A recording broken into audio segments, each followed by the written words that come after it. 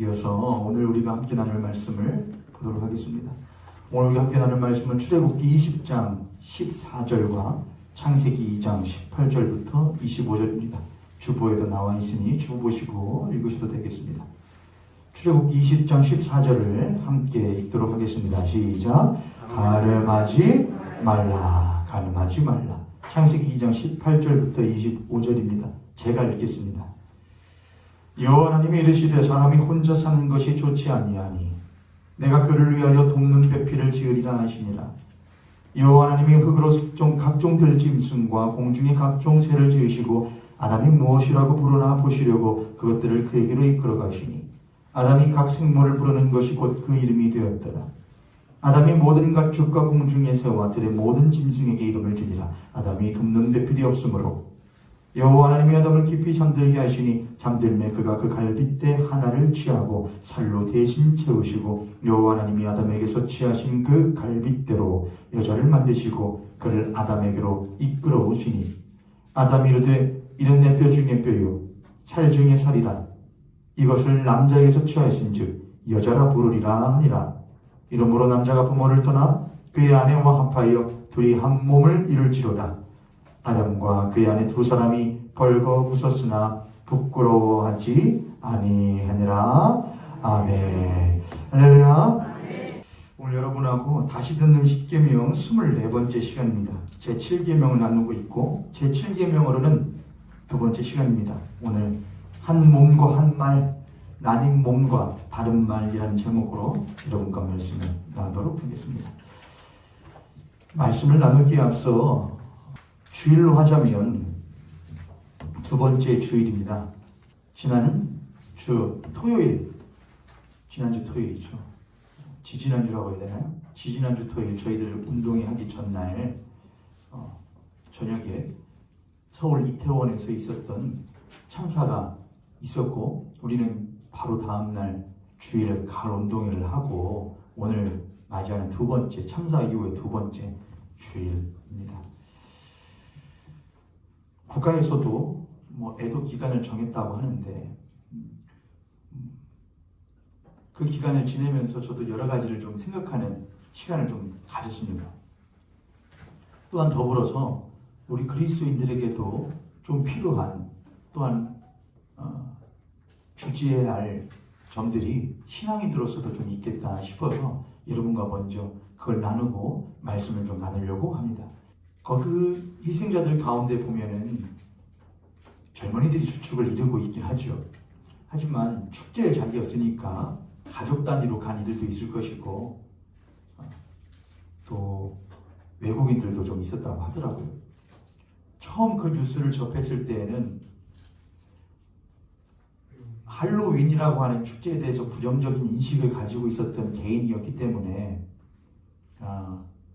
부정적인 시각으로 바라보았습니다만 이후에 여차여차한 여러 가지의 사건에 대한 정황들과 또 이야기들을 알게 되면서 다른 시각으로 볼 필요가 있겠다는 생각을 좀 하게 되었습니다. 가을 운동회를 할 때도 제가 앞서서 짧은 설교를 하면서 이미 말씀을 드렸었지만 여러분들 가운데 또한 신앙인들로서 우리들 주변에 있는 성경에 부합하지 않고 하나님의 뜻에 부합하지 않는 삶을 사는 이들이 많이 있죠. 그들이 저지르는 죄악들 많이 있습니다.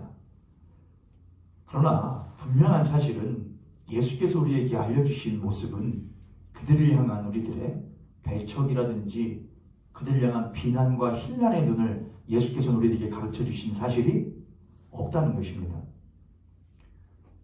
우리는 그들을 향하여 더러운 일을 행한다는 자들, 죄인들, 못된 사람들이라고 말할 수 있는 자격이 없다고 하는 것입니다. 우리는 그들을 위하여 욕하기보다는 그들을 위하여 긍휼히 여기고 그들을 위하여 기도해 주어야 되는 것이 사실은 그리스도인의 올바른 모습이라는 것을 예수께서 우리에게 가르쳐 주셨습니다.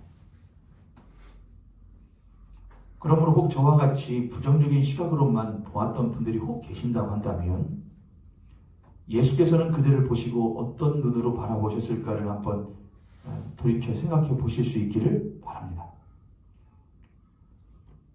어떤 분들은 그걸 두고 하나님이 내리신 벌이라고 이야기하는 목사들도 있고 또 성도들도 있더군요.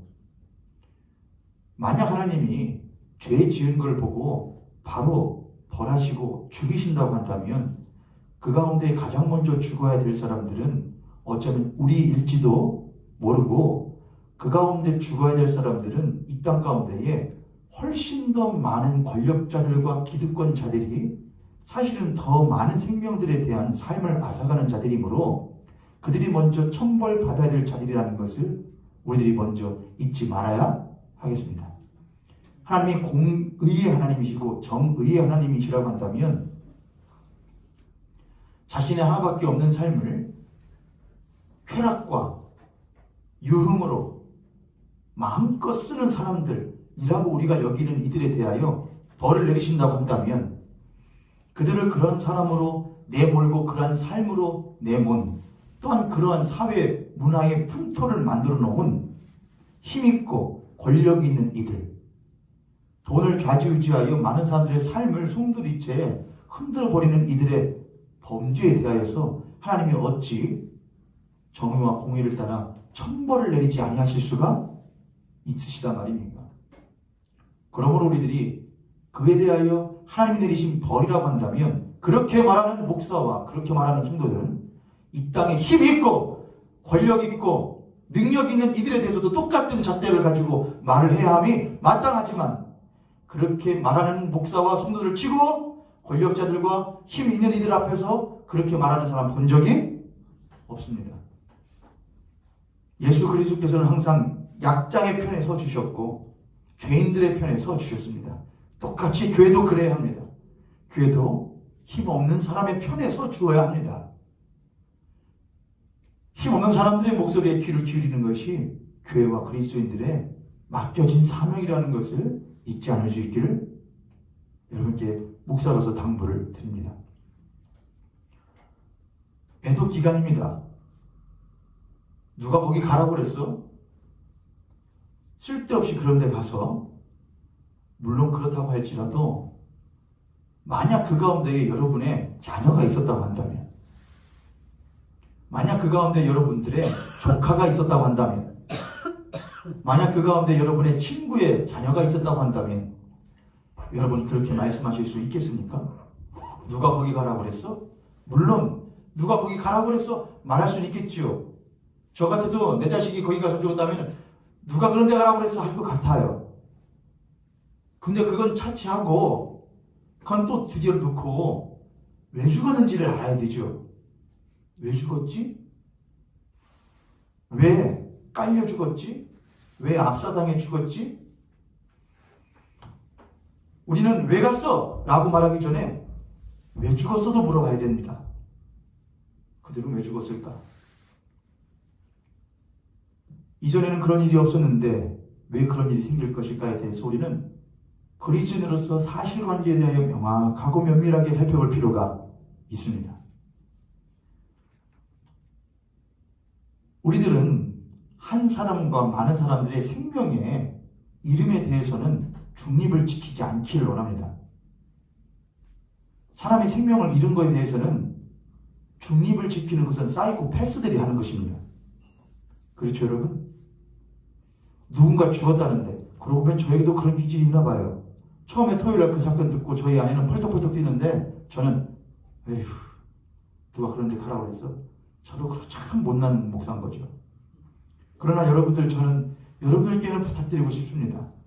누군가가 죽었다는데 그거에 대해서 사실관계를 먼저 내세우는 그런 이들은 되지 않으시기를 간절히 축복합니다. 내 가슴이 아프다. 그 부모들 보니까 내 마음이 먹먹하다. 짠하다. 아깝다. 그 젊은 청년들. 그런 마음을 먼저 가질 수 있는 그리스도인들이 되기를 바랍니다. 한 사람의 생명에 대해서는 그 생명의 이름에 대해서 중립적이지 말죠. 그러나 사실관계에 대해서는 철저하게 중립적으로 따져볼 수 있는 여러분 되시기를 바랍니다. 왜 죽었을까? 왜 그렇게 됐을까? 국가는 그에 대해서 어떻게 대처를 했는가? 면밀하게 따져보고 그에 대해서 이야기할 수 있는 그리스도인들이 되어야 하겠고, 하나님께 기도하셔요. 하나님, 그 가운데 믿지 않는 이들도 분명히 있을 것인데 우리들의 믿는 바로는 죽자마자 천국과 지옥으로 나눠진다고 우리는 믿는데, 그러함에도 불구하고 우리의 이 마음으로는 그들에 대한 안타까운 마음이 많이 있습니다. 하나님, 그 영혼들을 긍휼히 여겨 주시옵소서라고 기도하실 수 있는 여러분 되기를 또한 부탁을 드립니다. 우리 옆에 선생님, 앞에 선생님 보시고 우리 그렇게 한번 권면하도록 하겠습니다. 사람의 생명에 소중함을 아는 그리스도인이 됩시다. 할렐루야. 제가 조만간 여러분한테 듣지 말아야 할 유튜브, 보지 말아야 할 유튜브, 제가 정치 이야기를 하는 유튜브에 대해서는 제가 여러분께 말하지 않을 거예요. 그런데 교회의 간판을 걸고 목사의 이름을 걸고 유튜브를 하는 사람들 가운데에 바르지 못한 것을 말하는 이들에 대해서는 제가 여러분께 말씀을 드릴게요. 이런 건 보지 마세요. 이런 건 듣지 마세요. 근데 그런 분들이 뭐를 많이 말하냐면은 뜨거움을 많이 말하거든요. 분명한 선을 많이 말을 해요. 한 예로서 차별금지법이 있죠, 여러분. 여러분 차별금지법 어떻게 하시나요? 동의 찬성하시나요? 아니면 반대하시나요? 저는 반대 입장에 있어요. 차별금지법 반대. 그러나 차별금지법을 반대하는 사람의 이유와 자세에 대해서는 조금 달라요. 왜냐하면은 그 사람들이 그냥 나와 상관없는 죄인이고 상관없는 사람이라고 한다면은, 야, 넌 나쁜 짓 했으니까 나쁜 짓 하면 당연히 뭐를 받아야지. 벌을 받아야지. 너희가 하는 나쁜 악한 일들이지 라고 하겠지만은, 만약 그가 나와 전혀 상관이 없는 타인이 아니라 그들 또한 나의 이웃이고, 더 나아가서 내 만약 가족 가운데 그런 일이 있다고 한다면은 우리는 어떻게 그럴 때 할 것인가? 우리는 항상 그들에 대하여 그가 만약 나의 가족이라고 한다면, 나의 사랑하는 자녀라고 한다면, 사랑하는 이웃이라고 한다면 나는 그들에게 어떻게 대할까에 대한 자세로 생각을 항상 하셔야 돼요. 안 되지. 차별금지법 찬성되게 되면은 그냥 이제는 뭐 동성 간의 결혼도 합법화되고 그렇게 되고, 그걸 말하는 것도 이제 금지가 되고, 목사가 그걸 말하지도 못하게 되고, 그건 제가 할 일이니까 여러분은 걱정 안 하셔도 돼요. 만약 차별금지법이 만약 아주 적극적인 차별금지법이 통과가 되어서 단상에서 목사가 동성 간의 결혼에 대하여 부정적으로 말하는 것이 금지된다, 그걸 처벌받게 된다 라고 한다면 그 처벌은 제가 받을 것이니까, 제가 말하고 받을 것이니까 여러분은 걱정하지 않으셔도 돼요. 저는 말할 거예요. 그러고 성경에는 하지 말라고 되어 있다. 그러나 하지 말라고 되어 있는 일을 하는 이들에 대한 우리들의 그리스도인들의 태도는 좀 달라야겠다. 배관시하고 눈에 핏대어서 저 더러운 것들이라고 하기보다는, 야, 참 하나님은 놀라우신 분이다. 하나님은 그들을 위하여서도 그들을 지극히 사랑하셔서 하나밖에 없는 아들 예수 그리스도를 내어 주시지 않았던가. 하나님이 그들도 이처럼 사랑하셔서 독생자를 아끼지 않고 내어주던가. 참 귀하다. 여러분 그거 아십니까? 당신들을 위하여 하나님께서 하나밖에 없는 독생하신 아들 예수 그리스도를 내어 주셨답니다 라고 말하는 그리스도인의 눈빛, 그런 말, 그런 태도로 그들을 대할 수 있는 그리스도인들은 되어야겠다 생각을 합니다. 근데 그런 쪽에 좀 이들을 보면은 항상 눈에 핏대가 서 있어요. 죽여요. 더러운 것들이요. 가서 똥을 뿌려버리기도 하죠. 그렇지만 똥을 사람에게 똥 뿌리고 그러면 안 되는 거죠, 여러분. 그렇죠, 여러분? 그러면 안 돼요. 여러분께 조만간 한번 쫙 정리를 해가지고 이런 거 듣지 마세요. 제가 한번 해드려야겠어요. 왜냐면은 최근에 누구하고 이야기를 하다가 연애 이야기를 하더라고요. 연애 이야기. 연애간의 애로사항을 이야기하길래 목사님 근데 제가 무슨 유튜브를 들었는데 그래서 그래? 뭐를 들었냐 했더니 제가 여기서는 말을 할 수 없는데 무슨 책 읽는 땡땡이라는 유튜브가 있어요. 꽤나 구독자 수가 많아요. 그래? 제가 얼른 찾아서 바로 봤더니 야 너 이거 듣지 말아라. 너가 다 코드가 맞을 것 같은데 철저하게 신앙생활하고 뚜렷하게 신앙생활하고 하고자 하는 사람들이 참 구미에 맞는 것들이 많이 있어요. 근데 여러분 뚜렷한 것이 우리의 거룩이라는 것이 세상과 이웃과 척지고 등 돌리고 사는 걸 말하는 것은 절대로 아니에요. 주 예수 그리스도는 가장 거룩하시고 가장 순결하신 분이었지만 그는 우리와 척지고 살지 않으시고 우리와 함께 하셨고 오히려 우리와 하나님을 화목하게 하시는 분으로 삶을 사셨어요. 그렇죠 여러분? 근데 그런 예수를 따른다고 하는 이들이 자신의 거룩함과 자신의 구별됨과 뚜렷함을 지켜내기 위하여 이웃과 자기 사이에 선을 찢게 그려놔요. 넌 더럽지. 난 거룩하지. 난 거룩하게 살 거야. 그러니까 나 건들지 마라. 믿지 않는 자들과 뭘 하지 말아라. 멍에를 매지 함께 매지 말아라. 우리가 믿지 않는 이들과 결혼하는 이들에게 많이 하는 말이죠. 그리스도인은 믿는 사람은 누구하고 결혼을 해야 해요? 믿는 사람하고 결혼을 해야 해요. 여러분 맞아요? 틀려요? 믿는 사람은 믿지 않는 사람과 결혼하면 돼요? 안 돼요? 된다. 말씀 전에 된다. 믿는 사람은 믿지 않는 사람과 결혼해도 된다. 안 된다. 반드시 믿는 사람과 결혼해야 된다. 황인영 그렇게 되기를 축복합니다. 근데 그런 사람을 잘 만나야 할 것인데 전 이렇게 결론을 내드릴게요. 믿는 사람은 믿지 않는 사람과 결혼하면 애로사항은 있다. 그러나 안 되는 건 아니다. 그게 답이에요. 사도 바울이 했던 그 말을 깽뚱하게 믿는 사람은 믿지 않는 사람과 함께 멍에를 매지도 않고 그거 아니에요. 그런 거 하는 거 아닙니다. 여러분 친구 가운데 믿지 않으신 분들도 많으시잖아요. 그렇죠? 많잖아요. 야, 난 믿느니요. 너 믿지 않는 자지. 그렇게 해요, 여러분? 아니요. 오히려 선을 안수 집사님의 저런 말을 여러분 지혜로운 말로 들으셔요. 오히려 여러분은 뭘 하냐? 선을 지워야 돼요, 여러분. 야, 넘어오지 마. 나 믿는 자고 너 믿지 않는 자. 그럼 선을 지워야 돼요. 넘어와. 대신에 여러분은 자신 있으셔야 돼요. 네가 넘어와서 난 너를 품고 너에게 그리스도의 향기를 전할 자신이 있어. 그 자신 있는 그리스도인 되시면 멍에를 기꺼이 매세요. 같이 어깨 동무 해주세요. 그러시면 돼요. 자신 없는 사람들이 꼭 뭘 하냐? 선을 그어요. 겁나서 그래요. 무너질까봐, 신앙을 잃을까봐.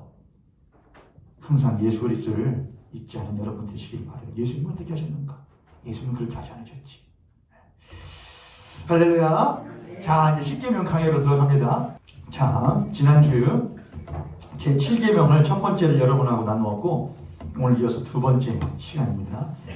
지난 주일 말씀 여러분 어느 정도 한 번 더 들으셨으리라 생각하지만 못 들으신 분들도 계실 테니 제가 한 번 더 정리하면서 나누려고 해요.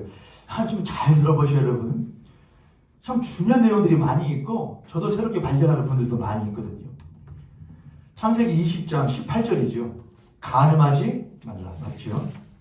창세기 14절. 간음하지 말라. 간음이 뭘까? 우리가 간음하지 말라는 뭘 전제로 한 것이기 때문에 혼인, 결혼을 전제로 한 것이기 때문에 그럼 결혼이 무엇인지에 대해서 조금 살펴봐야겠다. 근데 성경이 결혼에 대해서 말하고 있는 첫 번째 부분은 어디에 나오게 되는데 창세기에 나오게 된다. 창세기 2장이에요. 하나님이 사람을 지으셨는데 그 사람의 무엇하는 것이 보시기에 좋지 아니하시므로 독처하시는 것이 보시기에 좋지 않다 그랬습니다. 독처한다라는 말이 히브리어로 바드라고 하고 바드라고 하는데 이 뜻은 분리되다, 분되다, 부분적이다, 홀로 있다라는 뜻이라고 했어요. 그래서 독처한다는 것은 분리되어 부분적으로 있는 것, 존재하는 것, 그게 독처. 그냥 독처가 뭐예요, 여러분? 혼자 있는 거잖아요. 혼자 사는 거잖아요. 독처하는 거. 그렇죠? 근데 성경은 그거를 바드라는 히브리어를 통해서 혼자 분리되어. 그러니까 독처하는 것이 난 원래 나 할 때 혼자였고 난 혼자로도 만족하고 뭐 이렇게 하는 그런 게 의미 아니고 성경이 말하는 건 독처라는 뭐냐? 분리라는 말은 원래는 무엇했다는 것이잖아요. 원래는 붙어있던 것인데 분리되었다는 것이고 부분적이라는 것은 원래는 온전하게 하나가 있는데 그거에 한 부분적으로 떼어져 있는 것을 말하는 것이죠. 분리되어 있음을 말하는 것이 히브리어 바드예요. 독처라는 것이죠. 분리되어 부분적으로 본래는 붙어 있었고 본래는 온전했는데 떼어지고 분리되어서 존재하는 것이 바로 독처라고 한다는 말이죠. 하나님께서는 그런 일을 사람을 위하여 돕는 배필 지어주기를 원하셨지요. 그런데 성경에 보니까 자 이제 성경으로 가시죠 여러분. 성경책을 펴시는 게 제일 좋아요. 여러분의 성경을 펴시는 게 좋고 아니면은 여러분 주보에도 나와 있으니까 주보 보시면서 하시면 좋을 것 같아요. 창세기 2장 18절에 여호와 하나님이 이르시되 사람이 혼자 사는 것이 독처하는 것이 좋지 아니하니 내가 그를 위하여 돕는 배필을 지으리라 하시니라. 돕는 배필을 지으리라 하시니라 했어요. 돕는 배필. 돕는 배필이라는 말은 히브리어로 에제르 네제드라고 한다고 자 그랬죠. 에제르 네제드 네게드. 그런데 이 에제르는 아자르라는 단어에서 발전되어진 거예요. 아자르. 네게드는 나가드라는 단어에서 발전되어진 거거든요. 아자르라는 단어는 돕다, 구원하다, 구출하다는 뜻이에요. 돕는, 배필할 때 돕는, 나가드라고 하는데 돕다, 구원하다, 구출하다. 네게드는 배필이라는 단어는 네게드인데 이건 나가드라는 단어에서 나온 거예요. 나가드는 뭐냐? 마주서서 맞은편에 그리고 말하다, 알리다, 드러내다, 선언하다, 인증하다, 설명하다, 소식을 전하다 이런 뜻이 바로 나가드에 있습니다. 네게드는 맞은편이에요.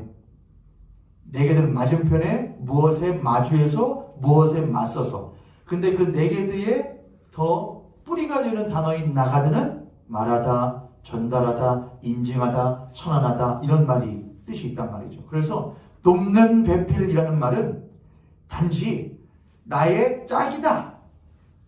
내게 되는 짝이라는 뜻도 있거든요. 그냥 단순히 짝이다.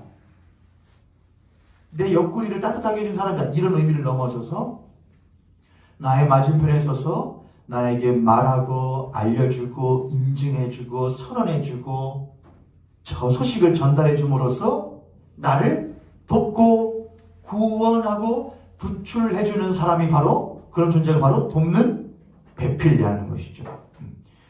그러니까는 우리가 결혼할 때도 이제는 서로를 배필로 삼아 이렇게 말을 하는데 배필이 하면 이제 우리의 인생의 삶에 있어서 앞으로의 부부의 인생에 있어서 서로가 서로에게 부족한 부분을 채워주고 말해주고 보완해주고 격려해주고 북돋아 주어서 맞은편에서 그 사람을 막 돕고 또 어떨 때로는 수렁에 있을 때에 건져주기도 하고 구출해주기도 하잖아요. 그런 의미가 좀 유사하죠. 근데 이것은 하나님께서 한 사람을 위하여서 다른 사람을 만드시는데 우리가 하나님께서 사람을 처음 창조하실 때에 그 사람의 창조의 목적이 있잖아요. 그렇죠. 그건 뭐냐면은 하나님과 더불어 서로 사랑하기 위함이거든요. 하나님과 더불어 서로 사랑하기 위함이에요. 근데 그런 사람의 돕는 배필이라고 한다면은 무엇이 그 사람을 가장 돕는 것이 되느냐? 그 사람이 하나님과 더불어 사랑하고 더불어 살아가는 일에 부족하거나 뒤처지거나 또는 충분하지 못할 때에 그 맞은편에 서서 하나님과 더불어 살아가고 살아가는 삶을 잘 살아갈 수 있도록 말해주고 북돋고 격려하고 좋은 소식을 전달해주는 사람으로서 그를 도와주는 사람이 바로 뭐냐? 돕는 배필이라고 하는 것을 우리들이 알 수 있는 것이죠. 자, 하나님께서 그렇게 돕는 배필을 지으라 하시니라 하고서는 갑자기 19절부터가 나오죠. 19절에 여호와 하나님이 각종 하나님께서 만드신 모든 창조물들을 누구 앞으로 보내시느냐? 아담 앞으로 보내줘요. 제가 그래서 지난주에 그렇게 말을 했죠. 아담 앞으로 보내놨더니 아담이 각 동물에 뭘 불어주는 것이 이름을 붙여주는 것이 그것들의 뭐가 되더라? 이름이 되더라 하는데 이런 구분이 나옵니다. 20절인데 아담이 모든 가축과 공중의 새와들의 모든 짐승에게 이름을 주니라. 아담이 돕는 배필이 없으므로 라고 되어 있었어요. 제가 지난주에 그랬죠. 이 돕는 배필이 없다는 게 하나님이 보내신 모든 피조물들 가운데 이름을 붙여주었는데 그들 가운데 그 가운데에 돕는 배필이 없었다는 겁니까? 아니면 그걸 한참 붙여주다 보니까 힘이 들어요. 네. 아우 힘들어. 그래서 내가 뭐가 없으니까 날 도와주는 배필이 없으니까 내가 이름 지어주는 거 힘드는구나. 첫 번째입니까? 두 번째입니까? 제가 여러분께 물어봤었죠. 기억나세요? 한 주 건너뛰었더니 잊어버리셨죠. 보내신 것들 가운데에 이름을 붙여주다 보니 그들 가운데에 돕는 배필이 없다는 겁니까? 아니면 자기에게 도와주는 배필이 없으니까 이름 붙여주는 것이 힘들었다는 뜻입니까? 제가 여러분께 물어봤죠. 둘 중에 뭐라고 그랬어요, 여러분? 그때 누가 맞추셨냐면 장로님이 맞추셨거든요. 첫 번째일 거라고. 근데 우리가 보는 이 개역 한글이나 개역 개정판 보면은 그냥 이것만 보면은 붙여주니라 아담이 돕는 배필이 없음으로 하면은 이것이 첫 번째인지 두 번째인지를 잘 알 수가 없어요. 저도 사실 그동안 뭘로 생각했냐? 아담이 혼자서 막 보내주다 보니까 이름을 지어주다 보니까 역량의 한계를 느꼈는데 그것에 그래서 뭐의 필요성을 느꼈구나. 나를 도와줄 사람의 필요성을 느꼈구나로 저는 인식을 했어요. 여러분도 그러실 것 같아요. 제가 그래서 또다시 확인시켜 드리려고 다른 성경 버전들은 어떻게 있는가를 제가 찾아봤죠. 공동 번역 성경이 있어요. 공동 번역은 천주교와 기독교가 같이 보는 공동 번역이에요. 거기 뭐라고 되어 있냐 이렇게 쓰여 있습니다. 이게 훨씬 더 정확하게 되어 있더라고요. 20절에 이렇게 아담은 집짐승과 공중의 새와 들짐승의 이름을 붙여 주었지만 그 가운데는 그의 일을 거둘 짝이 보이지 않았다.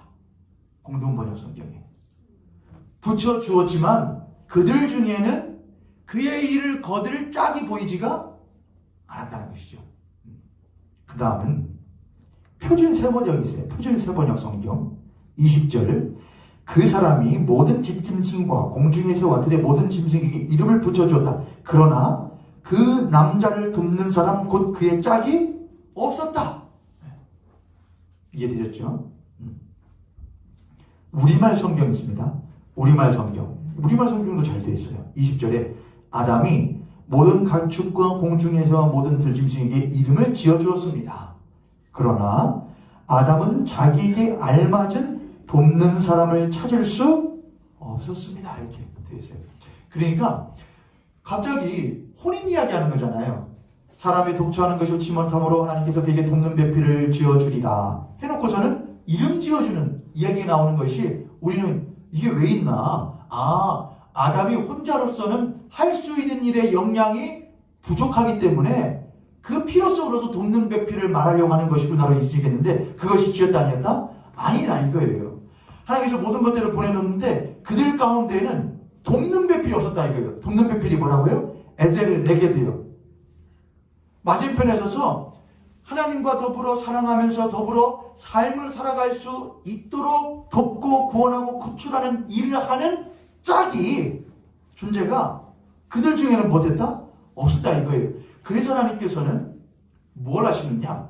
한 돕는 배필을 만드시는데 그에게 보내주었던 모든 피조물들이 아니라 사람으로부터 사람을 나게 하셔요. 사람부터 사람을. 성경으로 이제 다시 돌아갑니다. 1절입니다. 함께 읽겠습니다. 21절 시작. 여호와 하나님이 아담을 깊이 잠들게 하시니 잠들매 그가 벌겋게 하나를 취하고 살로 대신 채우시고. 하나님께서는 사람을 재우십니다.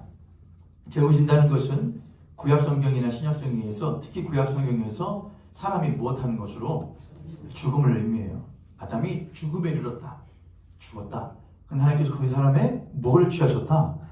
그래서 남자하고 여자의 갈빗대가 딱 몇 개가 차이가 나잖아요. 그래요, 여러분, 진짜로? 남자하고 여자하고, 남자가 갈빗대 하나 적어요? 남자와 여자가 갈빗대 똑같아요. 여기서 갈빗대라는 건 뭘 말하느냐? 제가 지난주에 그랬죠? 갈빗대라고 하는 것은 히브리어로 첼라라고 한다고 그랬죠. 첼라의 뜻은 판자, 건물의 뼈대, 널빤지, 모퉁이, 방, 이런 뜻들이 있어요. 판자, 뼈대, 방, 모퉁이, 널빤지, 벽에 연이어져 있는 또 다른 방, 이런 있어요. 근데 이 첼라라는 단어가 구약 성경에서 가장 많이 사용되어진 곳이 어디를 말할 때냐? 성막을 말할 때죠. 광야에서 하나님께서 이스라엘 백성들과 함께 거하실 때에 그들로 하여금 하나님이 거하시고 임하실 장소로서의 성막을 짓도록 만드시는데, 그 모든 성막은 첼라로서 구성되어 있어요. 뼈대와 널빤지와 판자와 방들과 구석 모퉁이와 전부 다 첼라로 지어져 있다, 이것이죠. 그래서 제가 지난주에 하나님께서 사람으로부터, 남자로부터 뭘 취하셨는데? 갈빗대를 취하셨는데, 그 갈빗대는 곧 뭐다? 성막이다. 하나님이 거하시는 성전이다. 자, 이제 그렇게 말했었죠. 제가 지난주에 여기 정도까지 이제 정확하게 했던 것 같아요. 그리고 이어서 보니까 하나님이 갈빗대를 빼셔서 그냥 사람 만드신 게 아니고 갈빗대를 뽕 빼놓고 뭘 하셨다고 그래요? 그렇죠. 살로 채우셔요. 남자의 갈빗대를 빼시고 그 비어져 있는 부분을 살로 채우십니다. 살이라는 건 히브리어로 바사르라고 해요. 바사르.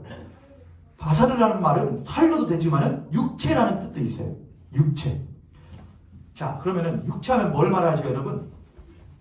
우리의 몸, 육체를 말하잖아요. 근데 조금 의미가 있어요. 바사르 보니까 이스라엘 사람들에게 있어서 바사르라고 하는 단어는 이런 상형이라고 하는 것은 어떤 물건이나 사람의 사물의 모양을 글자로 만든 게 상형이거든요. 바사르라고 하는 단어는 이스라엘 사람들에게 상형적인 의미로 어떤 의미가 있느냐? 거룩하신 하나님의 이름 안에서 쉼을 얻어 지혜롭게 시작한다라는 의미가 있대요. 거룩하신 하나님의 이름 안에서 쉼을 얻어 지혜롭게 시작한다라는 의미가 이 바사르라는 육체라는 의미 안에 있대요. 또 다른 의미로는 이스라엘 사람들에게 있어서 이 바사르는 뭐냐? 우리 이제 육체라고 말하죠. 이 육체는 생명의 재생산의 도구다. 맞죠, 여러분? 남자와 여자의 육체를 통하여서 생명이 뭐 되어지잖아요? 재생산되어지잖아요. 단순히 이것은 물론 한 생명, 한 인간의 생명을 말하는 것을 더 넘어서는 생명이긴 합니다만, 또 생명의 원천을 담는 그릇이다. 바사르는. 특히 이 바사르는 살이 누구에게 채워졌잖아요? 그렇죠. 남자에게, 지금 제가 여러분께 해서 남자에게는 무엇이 있습니다? 시의 능력이 있습니다. 지금 이걸 말하는 건 아니에요. 그걸 말하는 것이 아니고, 사실 남자는 여기서 말하는 아담이라는 이는 누구를 예표하는 것이고, 예수 그리스도를 예표하는 것이고, 여자라는 것은 누구를 예표하냐면은 예수 그리스도로 말미암아 나오게 된 성전된, 하나님의 거하실 성전된 교회를 말하는 것이고, 신부된 교회를 말하는 것이거든요. 근데 다시 보면은 그 남자에게 갈빗대를 빼내 그걸로 성전을 삼아 하나님을 담고 사는 사람으로 만드시는 거잖아요. 그게 교회예요. 그리고 그 비어진 공간에 물로 채우신다. 살을 채우신다. 그럼 바사르라 이거예요. 그 바사르는 생명의 원천을 담는 도구라 이거예요. 생명을 낳는 도구라 이거예요. 그것이 누구 안에 채워지는 거예요? 그러니까는 예수 그리스도 안에 채워지는 거예요.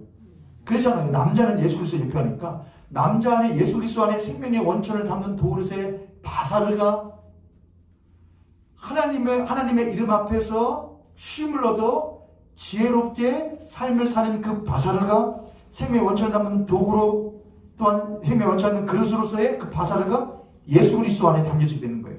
그 예수 그리스도와 교회가 늘 함께 못하고 있을 때에 늘 함께 연합해 있을 때에 이 둘이 서로 한 몸이 되어 이건 연합을 말하거든요. 하나가 되면 이 바사르를 담은 남자는 늘 한 몸 된 여자에게 생명의 원천을 담는 도구로서 생명을 흘려 보내주게 돼요. 여자는 지금 남자와 여자의 성적인 남자와 여자를 말하는 게 아니에요.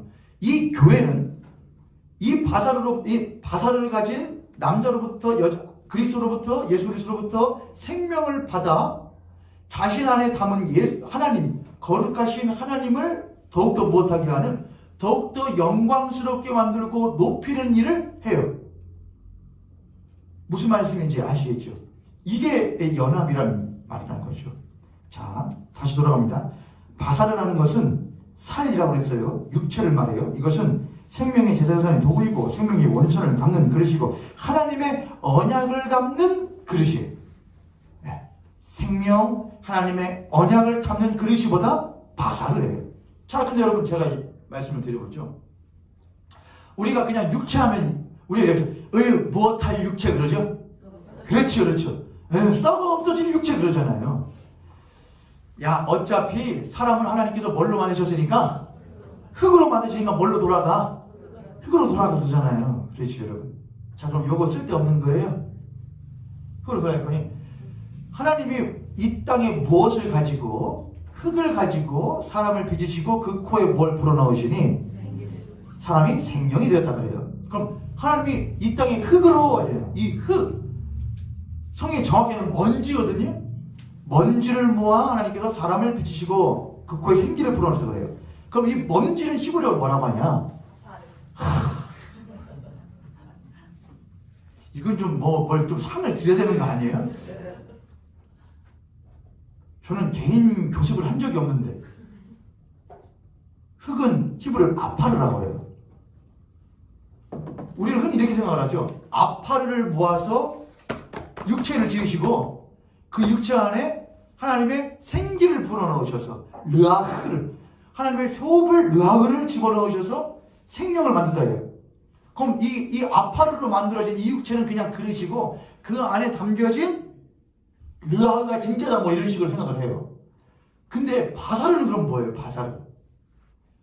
아파르가 그냥 있으면 아파르지만 흙이지만 그 안에 무엇이 담겨지면 생명인 르아흐가 하나님의 혼이 하나님의 생기가 하나님의 정신이 하나님의 뜻이 하나님의 약속이 담겨지면 그건 아파르가 아니에요.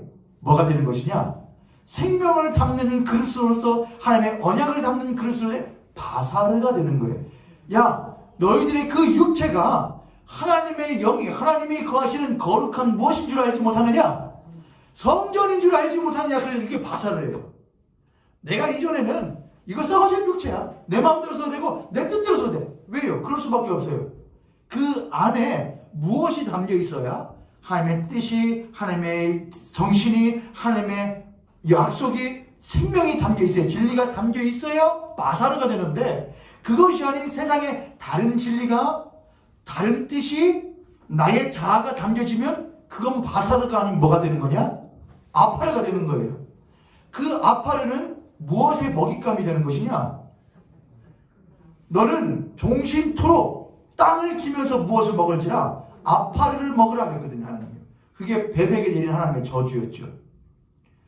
하나님의 생명을 담는 도구로서의 바사르로 살지 못하고 세상에 헛된 것을 담는 그저 아파르로 사는 이들은 사단마귀의 무엇으로 사는 것이냐? 먹이로 사는 것이죠. 하나님께서는 남자의 갈빗대를 빼어 성전 삼게 하시고 거기를 살로 채우시고요. 바사르로. 그건 하나님의 뜻과 생명과 하나님의 약속을 담는 그릇이에요. 그걸 통하여 하나님께서는 또 다른 생명을 낳게끔 만들어 가시는 것이죠. 자, 여기까지 했습니다. 옆에 손을 같은 손을 보시고 그렇게 한번 축복하겠습니다. 하나님의 말씀 배우는 것이 당신과 나에게 변화의 씨앗이 될 수 있길 원합니다. 아멘. 하나님의 생명이 어우러진 아파르는 하나님의 생명을 담은 살, 곧 바사르가 된다는 것 잊지 마십시오. 그렇게 하여 하나님께서는 여자를 만드셔요. 그리고 남자와 여자가 뭐가 되게 되냐? 한 몸이 되게 하십니다. 한 몸. 한 몸은 히브리어로 바사르 에하드라고 하죠. 바사르 에하드. 이건 바사르, 육체라고 하죠. 살, 육체. 에하드는 하나를 말해요. 하나의 육체를 말해요. 하나의 바사르. 남자라 여자가 한 몸이 되었는데 한 바사르래요. 그럼 바사르는 뭐라고 그랬잖아요. 바사르는 한마디로 뭐냐? 생명을 담고 하나님의 약속을 담는 그릇인 동시에 또 다른 생명을 낳는 원천이 되는 거예요. 이게 바사르예요. 하나님의 이름 앞에 자신을 거룩하게 숙여 순복하여 지혜롭게 삶을 살아가는 바사르. 나의 육체, 나라고 하는 것은 남자와 여자가 한 몸 되었다고 하는 것은 그 몸이라는 건 이제는 남자와 여자가 한 몸 되어 안무개와 노원준과 이지혜가 한 몸이 되어 거룩한 부부를 이루었으므로 앞으로 머리가 파뿌리게 될 때까지 자식들 잘 낳고 물론 그것도 좋은데 이 한 몸이라는 하나님의 거룩한 생명, 하나님의 뜻, 하나님의 지식 이런 모든 하나님의 약속들을 담아서 그 담는 도구로서 담았을 뿐만이 아니라 또한 그걸 통하여 또 다른 생명을 낳게 하고 생명을 전하는 또 하나의 바사르가 되는 거예요. 누가? 남자와 여자가 한 몸이 돼요. 남자와 여자가 한 몸이 돼요. 생명을 담고 생명을 또한 내어주는 이로서 살아가는 것이 한 몸 된 부부라는 말이고 그것이 성경에서 처음 말하는 결혼이라는 것이죠. 그런즉 이제는 남자가 누구를 떠나 성경에 또 창세기 보면 이렇게 쓰여있죠. 이어서 23절 아담이 이르되 이는 내 뼈 중에 뼈요 살 중에 살이라 이것을 남자에게서 취하였은 즉 여자라 보리라 하니라. 이 뼈 중에 뼈요 살 중에 살이라는 말은 이 사람은 곧 누구와 똑같다? 나와 똑같다라는 말이에요. 왜냐하면 아담의 갈빗대를 하나 취하잖아요. 그럼 아담의 갈빗대는 뭐밖에 없잖아요. 몇 개밖에. 아담의 갈빗대 몇 개밖에 없잖아요. 최초의 아담은 갈빗대가 몇 개였을까요? 최초에 지으신 받은 사람 아담은 콧구멍이 몇 개였을까요? 귓구멍이 몇 개였을까요? 육체예요. 아니 아담은 육체잖아요. 우리가 똑같은 사람이잖아요. 그럼 콧구멍 몇 개? 눈구멍 몇 개? 귓구멍 몇 개? 응가는데 한 개. 똑같은 거예요. 그러면 갈빗대 몇 개요? 두 개요? 사모님 두 개라고 안 하세요? 갈빗대 몇 개예요? 몇 개인지 모르지만 아무튼 많은 거 아니에요. 한 개만인 건 아니잖아요. 자 보세요. 남자에게서 갈빗대를 하나 빼요. 그럼 그 남자는 갈빗대 뺐으니까 이제 갈빗대 없어요? 아니잖아요. 그 남자 또한 뭐냐? 성전을 가지고 있단 말이에요. 그걸 가지고 성전을 만들었고 그 남자 또한 성전이란 말이에요. 뼈가 있단 말이에요. 이해되셨죠 여러분? 뼈 중에 뼈요 살 중에 살이라는 말은 단순히 이 사람은 나와 똑같은 사람이다 라는 것을 말하는 것과 동시에 이 사람은 나와 똑같은 성전이고 나와 똑같은 바사르다 살이다 나와 똑같이 거룩하신 하나님을 담아낸 거룩한 전이고 하나님의 생명과 뜻과 하나님의 모든 약속을 담고 그것을 전달해야 될 살이다 이걸 말하는 거예요. 똑같은 존재인 동시에 우리가 앞으로 어떻게 살아가야 되어야 할지를 방향성을 말해주는 것이 뼈 중에 뼈요 살 중에 살이란 말이에요. 이해되셨죠 여러분? 이해 안 되셨어요? 이는 내 뼈 중에 뼈요 살 중에 살이란 말은 야 당신은 납니다. 너와 당신은 너는 나와 똑같은 사람이고 우리는 하나님이다 말하는 것과 동시에 뼈는 뭐다? 하나님을 모시는 성전이다. 살은 뭐다? 하나님의 생명과 지식과 하나님의 약속을 담는 그릇이며 그걸 통하여 또 다른 생명을 낳는 원천이다. 그러므로 뭘 담고 있다는 것이냐? 방향성을 담고 있다고요. 방향성. 우리는 하나입니다. 우리는 똑같은 존재이고 하나가 되었습니다. 또한 우리는 뼈로서의 삶과 살로서의 삶을 살아야 합니다라는 방향성이 있다 이거예요, 여러분. 이해되셨어요, 여러분? 중요하죠. 그 다음 주로 넘어가면 이렇게 이러므로 남자가 부모를 떠나. 여기 부분은 예수 그리스도의 십자가에서의 죽으심을 말을 해요. 남자가 예수 그리스도를 예표한다고 했고 남자가 부모를 떠나 그랬잖아요. 근데 남자에게는 부모가 있어요, 없어요? 첫사람 아담에게는 부모가 육신의 부모는 없잖아요. 그럼 여기서 말하는 그 부모는 목사님 그 부모는 당연히 누구지요? 하나님이지요. 물론 그것도 맞아요. 근데 여기서 말하는 떠나라는 말이 무슨 뜻을 가지고 있냐? 떠나는 아자부라고 하는데 버린다예요. 유기하다예요. 버리다, 유기하다. 예수 그리스도께서 십자가에 죽으신 것은 엘리 엘리 라마 사박다니라고 예수께서 십자가에 죽으시며 운명하실 때 그렇게 말씀하시죠. 아버지 아버지 어찌하여 나를 버리시나이까. 하나님께서 자신의 하나밖에 없는 독생자 예수 그리스도를 십자가에서 버리고 유기하시는 것은, 그를 죽이시는 것은 그로 말미암아 갈빗대를 취하여 성전을 만드시고 또한 그 남자 대신 예수 그리스도를 다시 못하게 하시어 부활하게 하시어 다시금 서로 만나 못하게 하시고 하나로 되게 하시고 한 몸 되게 하시고 그 뼈 중에 뼈 살 중에 살된 예수 그리스도와 부인된 교회가, 아내된 교회가 서로 한 몸 되어 뼈로서의 역할과 살로서의 삶을 살아야 됨을 말하고 있다는 것이죠. 이해되셨어요, 여러분? 이해 안 되시면 다시 들으세요. 그렇게 하는 것이 바로 이제 이렇게 해요. 그 아내와 합하여 그래요. 합하여, 연합하여 둘이 한 몸이라고 해요. 합하다는 것은 연합하다. 헬라어로 다바크라고 해요. 다바크. 이 다바크라는 거 뭐냐? 쫓다, 붙어있다, 딱 붙었다. 접착제에 할 때 붙었다. 쫓는다. 부착하다. 따라 붙는다. 하나 된다. 따른다. 한마디로 불가분리의 관계인데, 근데 이거예요. 불가분리의 관계예요. 자, 근데 여러분 이미 결혼 생활을 오래 하신 성도님들께 한번 여쭤보지요. 아내와 남편은 불가분리의 관계로 뭘로 정해져 있잖아요. 법적으로 되어 있잖아요. 불가분리의 관계잖아요. 근데 실제로 결혼 생활하면서 살아보시니까 불가분리의 관계로 사는 것이 상당히 못하죠. 저는 좋은데 여러분 어떠신가 물어보는 거예요. 전 제 아내와 불가분리의 관계로 사는 게 좋거든요. 그냥 그렇다고 인정해 주세요. 근데 여러분은 어떠세요? 결혼 생활 해보시니까 불가분리인 것이 좋아요, 안 좋아요? 똑같아요. 네? 똑같아요. 장로님 저와 똑같으세요? 전 장로님 그러실 줄 알았어요. 권사님도 그러세요, 권사님?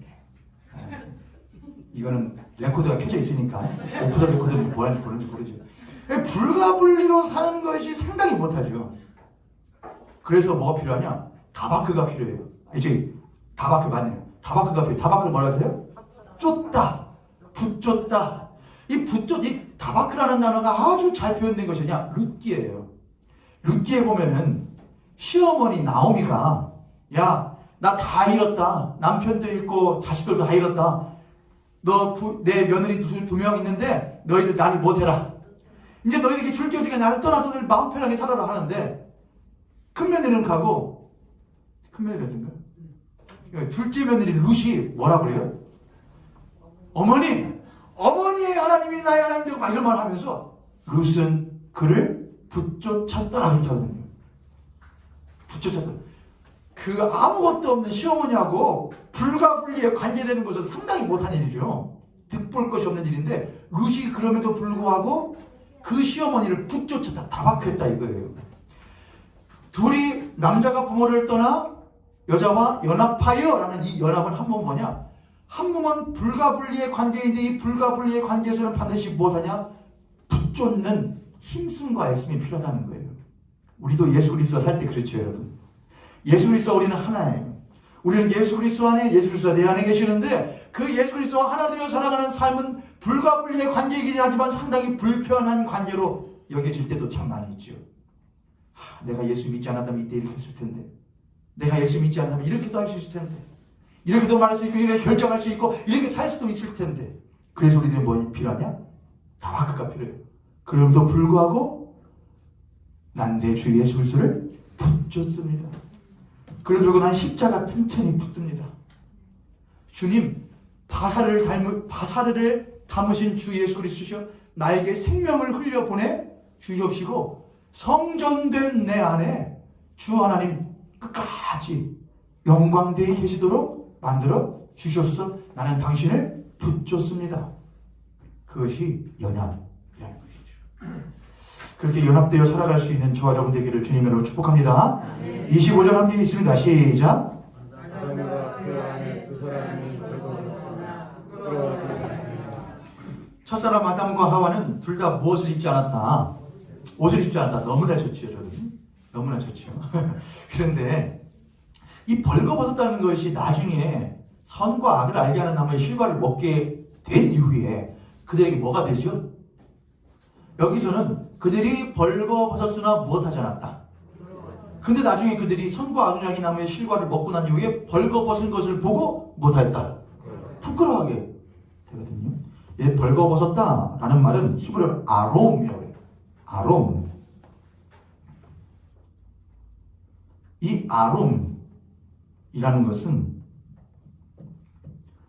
주의하다, 신중하다, 뭐 이런 뜻이 있어요. 나중에 선과 악을 알게 하는 나무의 실과를 먹게 할 때, 야, 이걸 먹어라. 지혜롭게 할 만큼, 이 지혜롭게 할 만큼이 히브리어 아룸이거든요. 아룸. 야, 네가 이걸 먹으면 지혜롭게 되는 거야. 근데 이 아롬이라는 것은 뭐냐? 신중하고 조심스럽고 동시에 뭐냐? 너무나 신중하고 조심스러워서 교활할 만큼, 간사할 만큼 신중하고 그런 게 이 아롬이에요. 벌거벗은 게. 이게 무슨 말이냐? 벌거벗었다는 것은 우리가 여러분 뭐 조심해야 돼. 네? 조심해야 돼. 신중해야 돼. 이렇게 예를 들어보죠. 제가 돈이 1억이 있어요. 그럼 좋겠다. 1억 있는데, 제 돈이 1억 있는데, 예를 들어서, 하임이가 저한테 1,000원짜리 뭐를 사달라고 그래요. 제가 그럼 그 1,000원짜리 뭐를 사주는 데 있어서 신중할까요? 안 신중할까요? 사. 몇 개 사. 마음껏 사. 마음껏 사도 아빠 얼마 있은 게. 갑자기 말만 해도 좀 기분이 좋잖아요. 에이, 이왕 말로만 하면 되는 거. 100억 있다고 하죠. 100억 있으면 뭐 1,000원짜리. 야, 하임아. 트럭으로 사. 성도님 다 넣어드리게. 이렇게 할 거 아니에요. 그렇죠? 근데 만약에 100원 더 넘어야 돼. 1억 있다 치고 1억 있는데 뭐 집을 사야 된다. 근데 집이 얼마다? 집이 딱 1억이다. 그럼 제가 신중해야 안 신중해요? 그거는 신중해죠. 머리 터지죠. 따져보면 이게 신중. 자, 신중하다, 주의하다. 이거 뭘 전제로 하느냐? 내가 완전하지 않고 온전하지 않고 충분하지 않음을 전제로 해요. 내가 완벽하고 온전하고 충분하면 신중할 필요, 주의를 요할 필요가 있어요, 없어요? 없어요. 그런데 나는 충분하지 않고 온전하지 않고 완전하지 못하다 이거예요. 아담과 하와는 서로 못했다 이거예요. 벌거벗었다 이거예요. 서로 벌거벗었다는 건 뭐냐? 주의를 요해야 되고 신중해야 될 상태로 있었다는 거예요. 그러니까 그들은 완전하지 못한 존재고 온전하지 못한 존재고 충분하지 못한 존재였다 이거예요. 이해되셨죠 여러분? 누가? 아담과 하와가요. 충분하지 못한 존재였고 완벽하지 못한 존재였고 완전하지 못한 존재였다 이거예요. 아담과 하와가. 근데 무엇하지 않았다 이거예요? 왜 부끄러워하지 않았을까? 아담은 아내의 완전하지 못함과 온전하지 못함, 부족함을 여기서 말하는 이 덮어주다거든요. 부끄러워하지 않았다가 덮어주다예요. 성경 룻기에서 보면은 룻이 보아스라는 사람을 만나죠. 보아스. 그가 대를 이어줄 사람이었잖아요. 근데 보아스의 타작마당에서 보아스가 혼자 뭐하고 있는데 잠을 자는데 어디로 들어가거든요. 보아스의 그 이불 속으로 타작이 들어가요. 근데 보아스가 뭘 하죠? 그를 부끄럽게 만들지 않아요. 어디 여자가 이렇게 하잖아요. 그리고 함부로 대하지도 않아요. 오히려 그를 뭐 해주죠? 덮어줘요. 선대해줘요. 아무것도 없는 여자이거든요. 근데 그를 선대해주고 덮어줘요. 똑같아요. 남자와 여자가 서로 벌거벗었어요. 부족해요. 없어요. 그런데 부끄럽잖아요. 왜요? 남자가 여자를 덮어줘요. 여자가 남자를 덮어줘요. 예수 그리스도를 예표하고 교회를 예표한다고 그랬죠? 예수 그리스도가 우리를 덮어주셔요. 그의 십자가의 은혜로 부끄러운 우리를 덮어주셔요. 주님, 우리는 온전치 못하고 완전하지 못한데 주님은 그걸 아셔요. 덮어주셔요. 그의 크신 십자가의 보혈의 그늘 아래로 우리를 덮어주셔요. 우리 또한 무엇하셔요? 우리 또한 무엇해요? 예수 그리스도의 그걸 가지고 우리의 이웃을 덮어주어요. 우리가 이태원 참사를 함부로 대할 수 없는 명분이 여기에 있어요. 우리는 그들을 덮어주어야 될 사람들이지 그들을 부끄럽게 만드는 게 자들이 아니란 말이에요. 부끄러워야 될 사람이 나도 있단 말이에요. 부끄러운 줄 모르는 사람도 있단 말이에요. 우리는 부끄러운 사람들을 덮어줄 줄 아는 사람들이 돼요. 아담과 그의 아내 두 사람이 벌거벗었으나 부끄러워하지 않았다. 이제 말씀을 마무리합니다. 쭉 지금까지 이제 이 창세기 2장 18절에 결혼에 대한 이야기를 이제 쭉 했습니다. 여러분, 근데 우리가 이제 그 갈빗대로, 예수 그리스도의 갈빗대로 말미암아 성전된 사람인데, 우리가 이제 그 예수 그리스도와 또한 뭐 되어서 한 몸 연합되었잖아요. 그렇죠? 그리고 우리는 뼈 중에 뼈, 살 중에 살이 되었잖아요. 그러므로 우리는 그와 하나 된 존재인 동시에 뼈로서의, 살로서의 역할을 해야 될 사람들이잖아요. 그렇죠, 여러분? 그게 뭐예요? 덮어주며 생명을 전해주며 그 일이거든요. 근데 그 일로서 우리들에게 하나님께서 누구와 한 몸 되게 하시느냐? 우리가 아까 찬송을 했었던 찬송가, 성대 교제 시간 했던 찬송가 220장에 보면 이렇게 쓰여 있어요. 가사가. 찬송가 220장 3절에 사랑하는 주님 예수 같은 주로 섬기나니 한 피 받아 무엇 이룬? 한 몸 이룬이에요. 한 몸 이룬. 성경에 나오는 그 한 몸이 똑같이 써요. 우리가 한 몸 이룬 형제와 친구들이요, 한 몸같이 친밀하고 마음으로 하나 되어 우리 주님 크신 뜻을 받아 지성으로 교회 밖을 향하여 무엇하세요? 준행하세요. 지켜 행하세요. 이것이 우리가 해야 될 일이에요. 결혼이라는 건 뭐냐? 간음이라는 건 뭐냐? 그걸 하지 않는 게 간음인 거예요. 간음이란 이 땅에서의 남자와 여자로서의, 아내와 남편으로서의 그것뿐만이 아니라, 간이라는 건 뭐냐? 결혼을 어긋나게 하는 거예요. 뼈로서의 역할을 하지 않는 것과 살로서의 역할을 하지 않는 것이 간음이에요. 간이라는 건 뭐냐? 하나님과 더불어서 사는 삶에 있어서 단절되는 것이 간음이다. 간에는 뭐냐? 한 피바다 한 몸이는 형제와 친구들 가운데서, 형제와 자매들 가운데서 서로 배척하고 반목하며 덮어주지 않은 것이 간음이다 이거예요. 간이라는 건 무엇이냐? 하나님의 거룩하신 뜻을 담은 교회 공동체임에도 불구하고 교회 밖으로서 그 생명을 흘려보내주지 않고 세상을 그리스도의 거룩한 은혜로 덮어주지 않는 것이 간음이다 이거예요. 간음하지 말라 이거예요. 이스라엘 백성들아, 간음하지 말라. 너희들은 그 땅에서 불러내어 거룩한 백성으로 내 것으로 삼았는데, 그것을 삼은 것은 너희로 하여금 만방 백성 가운데에 하나님을 드높이며 영광스럽게 하고, 또한 너희를 거름 삼아서 만민을 살리도록 하는 것이 바로 무엇이다? 너희들을 부른 목적이다. 그러므로 못하지 말아라. 그들과 분리되어서 구별돼서 따로 살, 독차할 생각하지 말아라. 간음하지 말라. 교회는 세상과 더불어 살아요. 교회는 세상과 이웃하여 살아요. 그것이 우리에게 주신 하나님의 거룩한 결혼의 책무예요. 그 책무를 다할 수 있는 우리가 되기를 주님의 이름으로 축복합니다.